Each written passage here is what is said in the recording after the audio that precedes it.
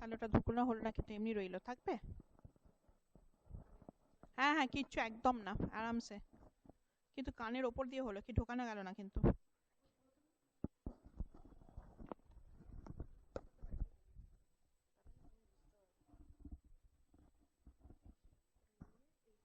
ঢুকালে তো এই দেখো, এটা কানের পাশে ঢুকে গেল, আর এটা এরকম করে কানের পাশে ঢুকে গেল, এটা মুখের কাছে। মানে হ্যাঁ, মাউথ পিসটা বাঁ দিকে, ঠিক এরকম পজিশনটা দেখে নাও। ঠিক আছে, ঠিক এরকম ভাবে ঢোকাও।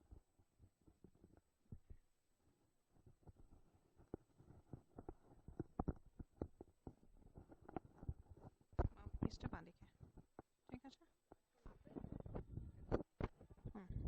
এটাকে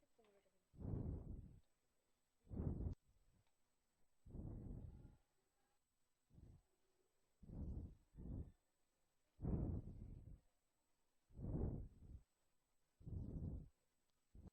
ঠিক আছে, ডান।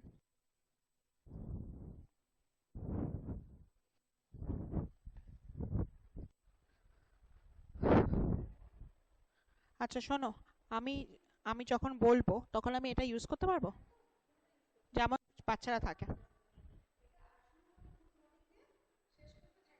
হুম হুম।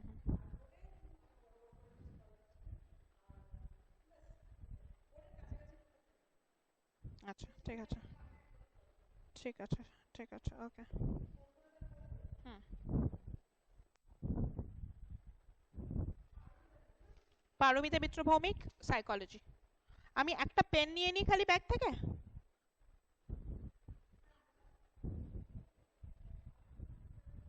সাইকোলজি।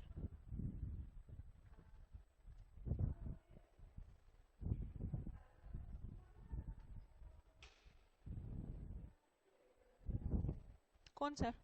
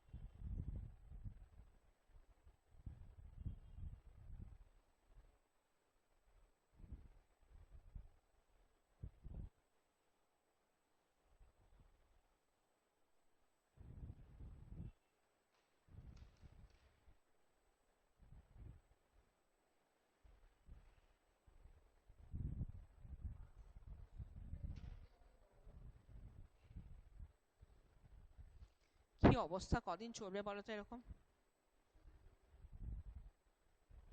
মানে আনসার্টেনটি চূড়ান্ত।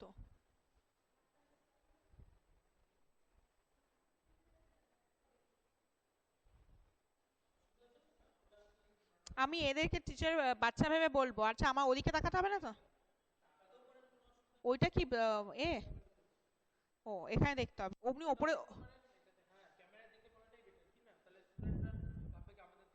আচ্ছা, তার মানে শোনো, মাঝে মাঝে কি ওইদিকে তাকাবো?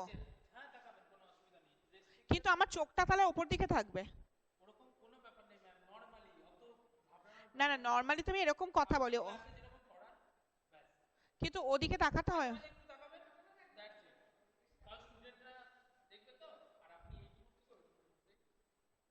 যতটা বোর আছে। ঠিক আছে। হ্যালো। নো করো না।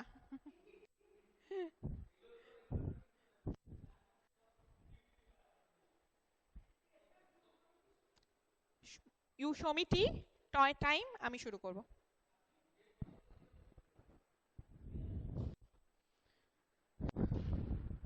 Good morning, children. Welcome to your first class in class 12. The first chapter is called Variations in Psychological Attributes.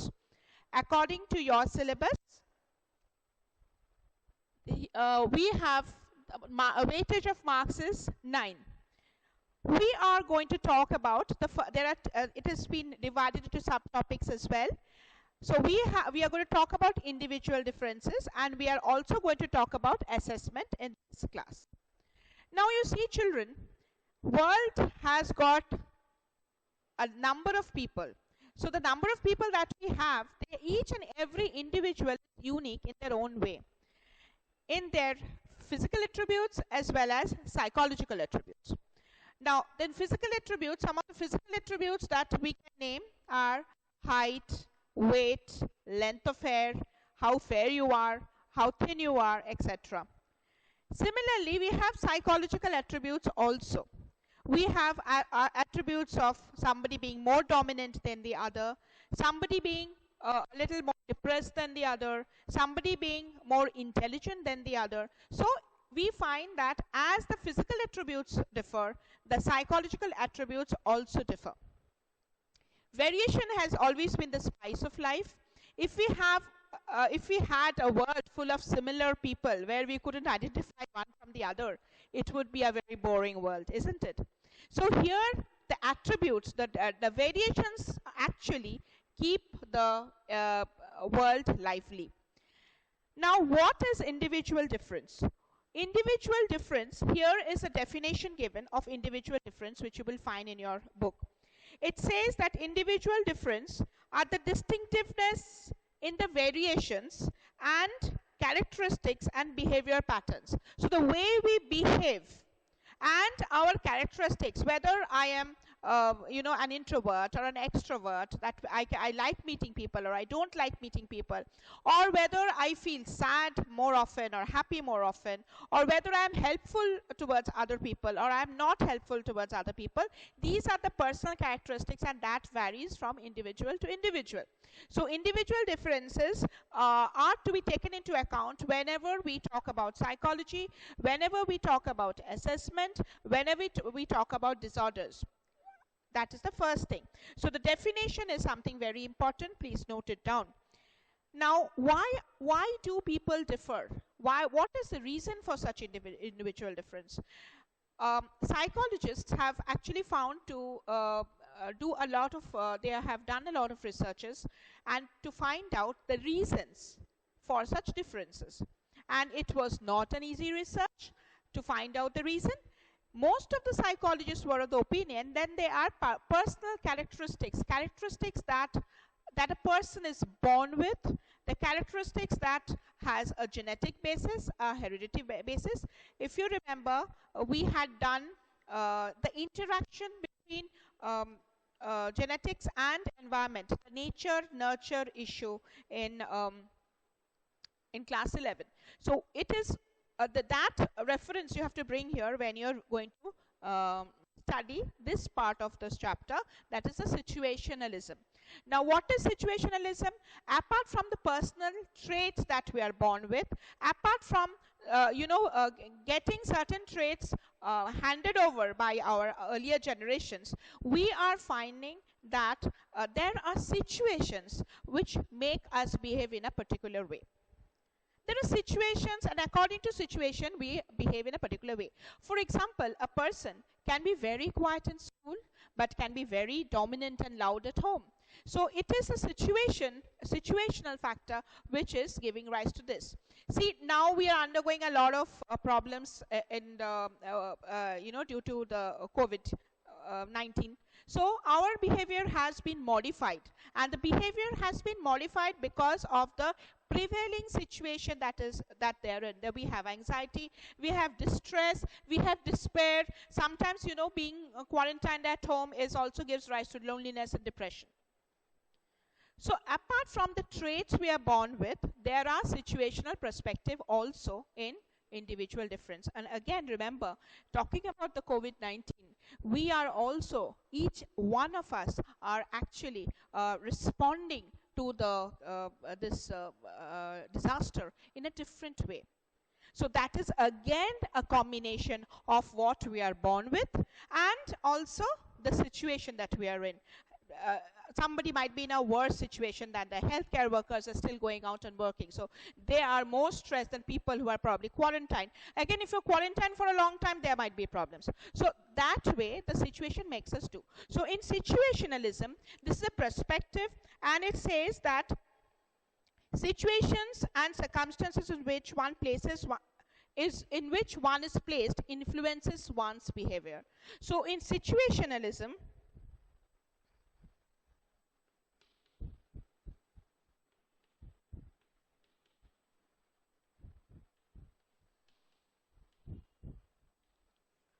the external factors are very important.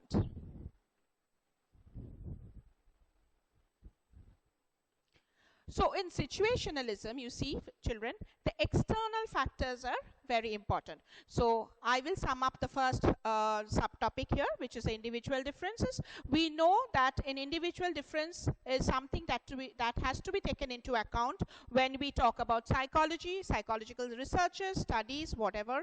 And individual differences are the distinctive characteristics, the characteristics that make us differ, one person differ from the others, and it is this characteristic that is making the world so beautiful, and you know, because we have different levels of people with different levels of intelligence, and according to different levels of intelligence we have different jobs as well. So if we had the same level of intelligence, then we wouldn't probably have so many jobs. So you see, individual difference is something which is very, very important. And then we came to the factor what causes individual differences. We have talked about two factors, which are inherent factors, which are personal traits of the individual, and also we have the situational factors, or which is supported by the school of situationalism, where we have external factors coming into play. So that's about the first subtopic, which is individual differences.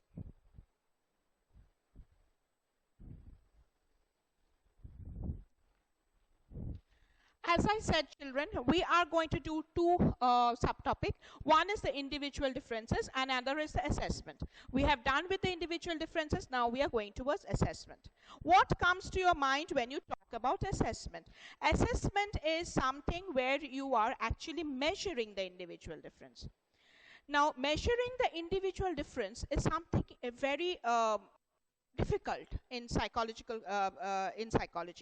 because see, when you have physical attributes are what? Height, weight, say voice modulation, how thin you are, how fat you are. So those can be measured. We have scales, etc., to measure them.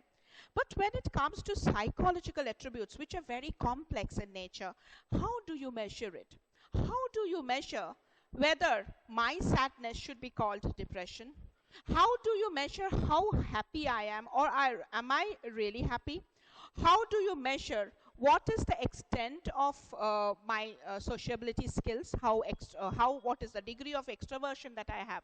So measuring psychological attributes are quite difficult. So for that, we have got two kinds of assessment in psychology. We have a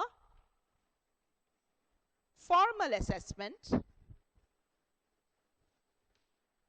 we have an informal assessment. So why we have an informal assessment as well as with a formal assessment? Because the psychological traits are quite complex and they are difficult to be measured. They are not as easily measured as the height of a person. So we have a formal assessment and an informal assessment. Let me start with an informal assessment. Now in informal assessment, what happens is, you are making a statement based on your perspective. You are saying that, say, Anu is a very good girl, or she's a very honest girl, or Deepu is very sad, he is depressed. So here you are making a judgment based on what is your perspective, what is your perception of the individual. So when you're making a judgment based on your perspective or your perception of the individual or the situation, it becomes a informal assessment. So there also you're assessing a person. For example, when you're on the other side of the interview board and you have to interview the person, you are making, sometimes there are formal screening tools, but most of the time we are making informal assessments. Like we are trying to gauge how outspoken that person is, or how the person is the person honest, is the person punctual, etc. Now the problem with informal assessment is, as you have guessed, that different people will have different kinds of things to say about the same person. Now, when we say psychology is a science, we cannot have different people saying different things about the same person and then, draw conclusion. Because the reason why you need to assess people is it has to be put to use for society. How do we put to use assessment for society? When we put to use assessment for society, what we do is we use it for during job interview. We can predict a person's behavior. Suppose the person is under psychological treatment. After some time, we also do formal assessment to find out if the person is at all improving. Now, if the person is anxious and we are probably giving the person treatment for anxiety, like as you have already studied, there are CBTs and other therapies, and or you are giving pharmacological management to the patient, like in form of medicine. After some time, you want to find out whether the person is actually improving his psychopathology or not. Is the person actually getting well? So in that case, what you're actually going to do is, you're going to put in a formal assessment. Informal assessment, apart from informal assessment, we are going to do a formal assessment to check whether the person's anxiety level has gone down or not. In those times, we have to use some scales of anxiety which are standardized. So basically, the difference between the formal and or informal assessment is, the formal assessment is more organized. Okay? It is more organized and it is standardized.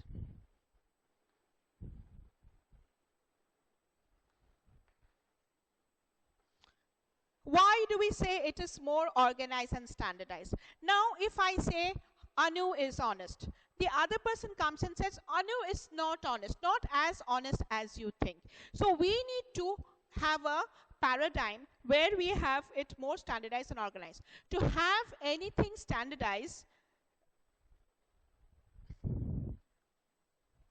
we need reliability,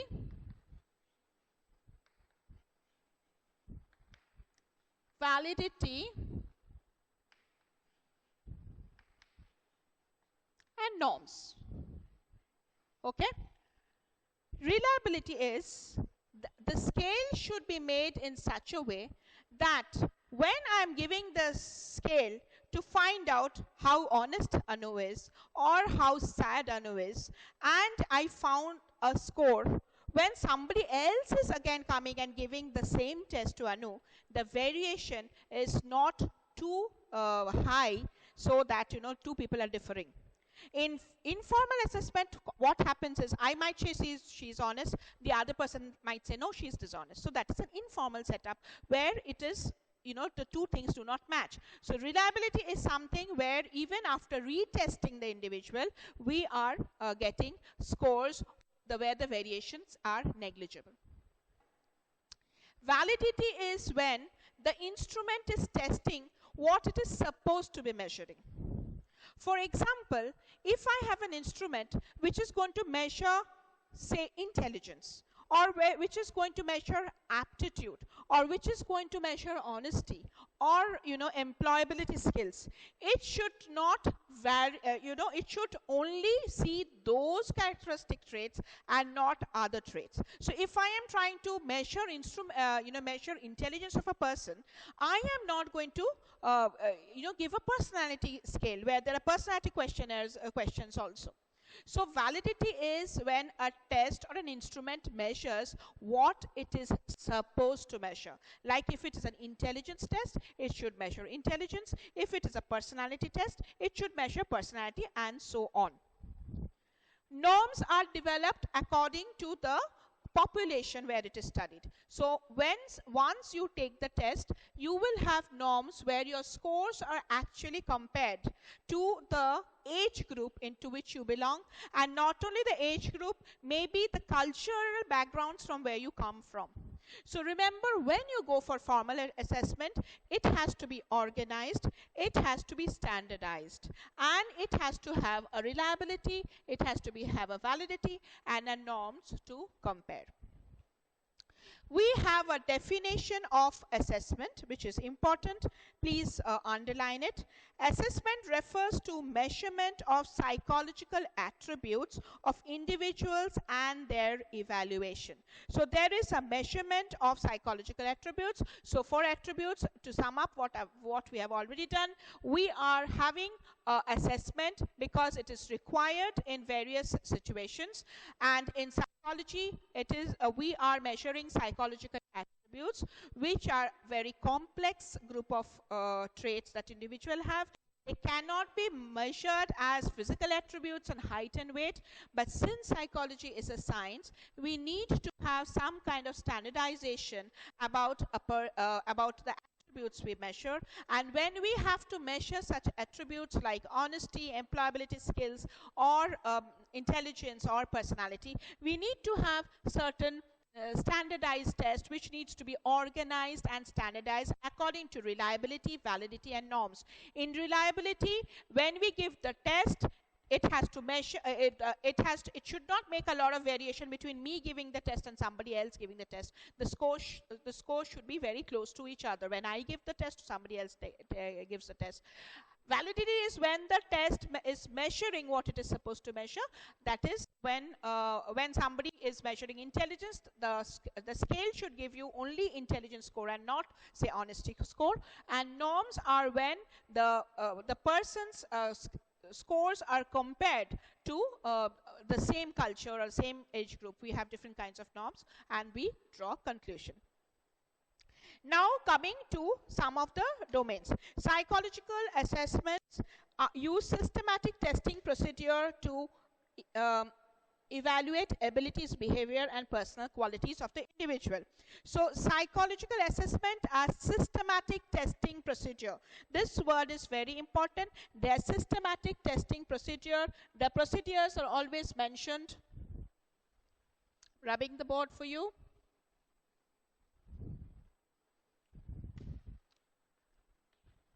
Systematic testing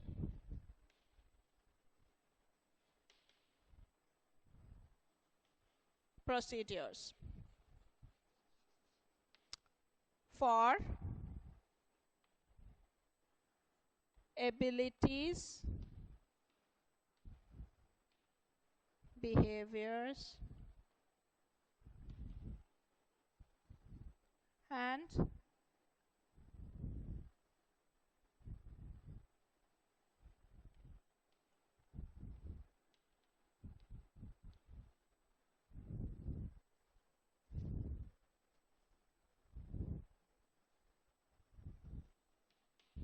okay. So when you are doing a formal assessment, we are not talking about informal assessment because we are mostly, we are very good at judging people, and informal assessment we are always doing. So when we are actually doing formal assessment, it has to be systematic testing procedure. Procedure is something very important. Whenever you are taking an instrument, a psychological instrument, you will find the manual is actually giving you a procedure. Suppose you are doing an aptitude test to check the aptitude of an individual, to check whether the person will do well when he takes up engineering, whether the person will do well when he takes up psychology. So those are aptitude tests. So in aptitude test also, how to administer the test on individual, what are going to be the instructions for the individual while taking the test, everything needs to be mentioned in the manual. And if you do not adhere to whatever is given in the manual, what happens is you break the systematic procedure. And then when you break the systematic procedure, the standardization of the instrument is gone. The instrument is no longer valid. Or rather, I wouldn't say the instrument is not valid. The the results that you get are no longer valid. And so in that case, what you have to do, you have to know the systematic testing procedure from the manual before even if you before you try to take the intelligence test. By the way, your first practical will be on testing intelligence, and you will get a chance of testing each other's intelligence through a test. So the tests that we have in school are again psychological tests which are standardized with norms, and they also have the reliability and validity. Every manual will show you reliability of and the validity of the test which you're going to give and for the assessment, and the systematic testing procedure will be given in the manual, how to give the test and how to collect the data. And psychologists are actually trained in giving giving the test to people whom they want to assess, and also gather the data, scoring and giving out results. So what we are actually doing by systematic testing procedure is we are trying to find out the abilities, behavior, or rather we are trying to quantify the abilities, behavior and other personal characteristics of the person. So this is about the second part. We are done with the assessment. So in assessment, we have learned what is assessment. They are systematic testing procedures. We have also understood why we need it, because we need it for various uses. And we have what we are actually measuring through it are the abilities, behavior and also other personal characteristics. And we need formal assessment with objectivity assessment scales, with objectivity, reliability, validity, because psychological attributes are pretty complex, and they cannot be measured straight away like the physical attributes.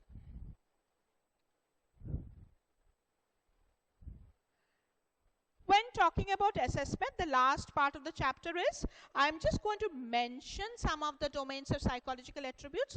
This particular chapter, children, is now known as the Attitude and Intelligence, the chapter for intelligence and aptitude. But we are going to learn about 5 domains.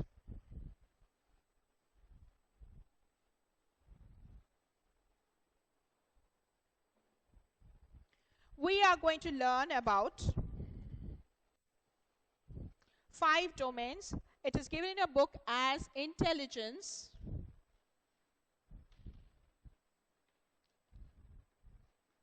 number 2 we are going to do aptitude,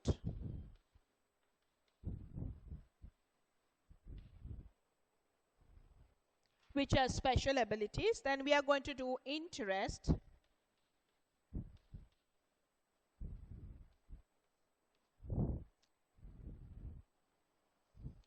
we are going to do personality,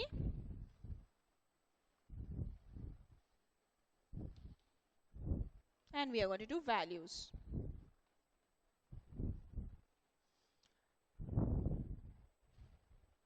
So children, in the next class we are going to talk in detail about the 5 domains that we are supposed to be studying. Individuals differ in these 5 domains. Individual differs in all the domains, because I told you every individual is unique. But we are going to learn about 5 domains in this chapter. We're going to talk about intelligence, we are going to talk about aptitude, we're going to talk about interest, and we're going to talk about personality and the values. So that's about all. You are going to read whatever we have done in class, and I will come back with the the second lecture, where we are going to talk about the domains in detail before we get into the theories. Now, to summarize, we have spoken about variation in psychological attributes. We have spoken about how different it is from measuring physical attributes. We have spoken about situationalism.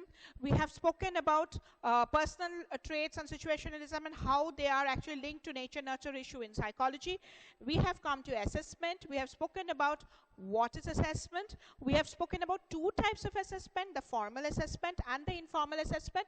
We have spoken about informal assessment, about judging a person based on the certain traits, based on our perception of the individual. We have also spoken about informal assessment, where we require a standardized procedure with reliability, validity, and norms, so that scientific data can be collected and report can be given. And we have spoken about 5 domains of interest, which we are going to elaborate in the next class. We're going to talk about intelligence, aptitude, interest, personality, and values. Thank you very much. Have a nice day.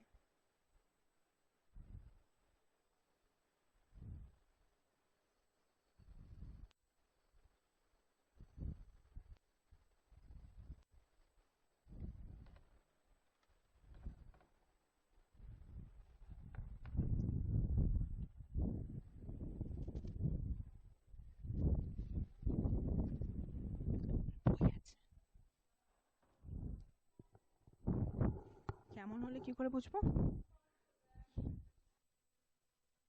কেমন হলে কি করে বুঝবো?